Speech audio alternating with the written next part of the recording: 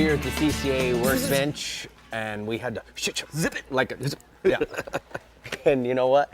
We got some cool products, man. Yes, we do. Yes, we do. First off, we're going to start with these new concept lures. The fella in Jacksonville makes these, and these are his rattling poppers is what he calls them.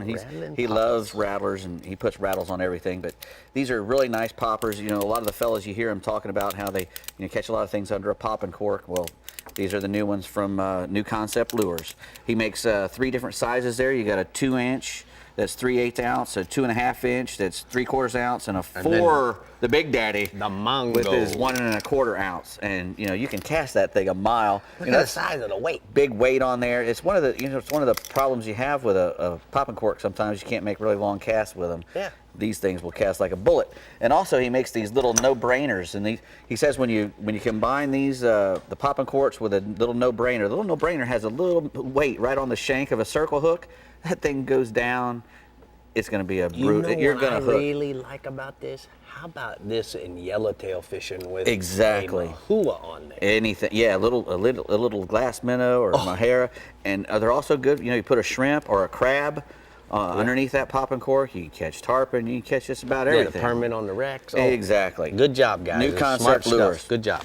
All right, I found these while I was the other day. I was fishing for frogs. You're choked up about this. Yeah, I love it. I was fishing for frogs, and I saw these on the side, and I go, man, those are pretty cool. Because at this time of year, I live on a lake, and I've got at dusk, the top of my lake just starts to just vibrate because all the little shad come up on the top. And I don't know if they're eating stuff or making little baby shads, but they're all busy out there on the top of the water, and they get in little lines like that. And this thing looks like 2 little shad, following each other on the surface, and they make it different sizes, for the little bitty ones. That's the big one's a 6.75 inches, and that's 4.5 inches.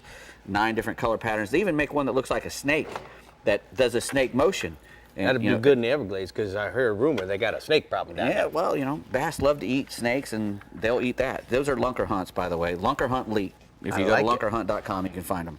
Okay. All right, this is a sweeper jig from First Light Tackle. It's another Florida boy, and he makes a lot of snook jigs. And this is a snook jig as well, but this is one of his jigs that can be used to catch just about anything. It's called a sweeper jig because it's got a wider head on it, and you can just retrieve this jig without having to do a whole lot of bouncing.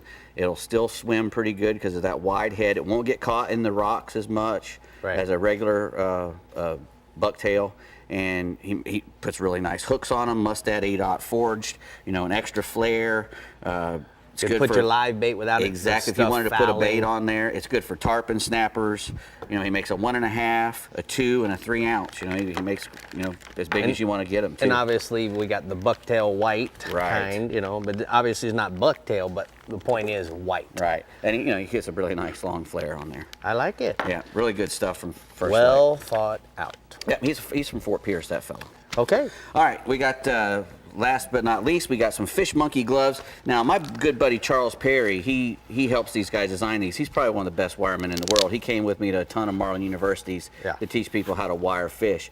And he wires big blue marlin and big black marlin and bluefin tuna. And these are the gloves that he helped Fish Monkey design. And they all have Kevlar reinforcements on them. These heavy duty Beastmaster wiring gloves, they have a nice rubber section inside. They have the fingerless right at the tops and your thumb, so you can touch stuff and get a tactile sensation if you're wanting to do something other when you got your gloves on. I like because they got a V wrist. They got that V, so it helps to get them off. Nice, really hard Velcro. The Beastmasters have a little bit longer cuff. To go back, to save you if you get some wire, if you make a miswrap. Really good gloves. That's a good description of miswrap. You don't want to make a miswrap. Always 2. Never 1, never 3. Always make 2 wraps. Is that how the rule is? That's the rule. I look forward to you teaching me that in Guatemala. All right, man. Nice work over here at the workbench this week, Dave. CCA's got it going on.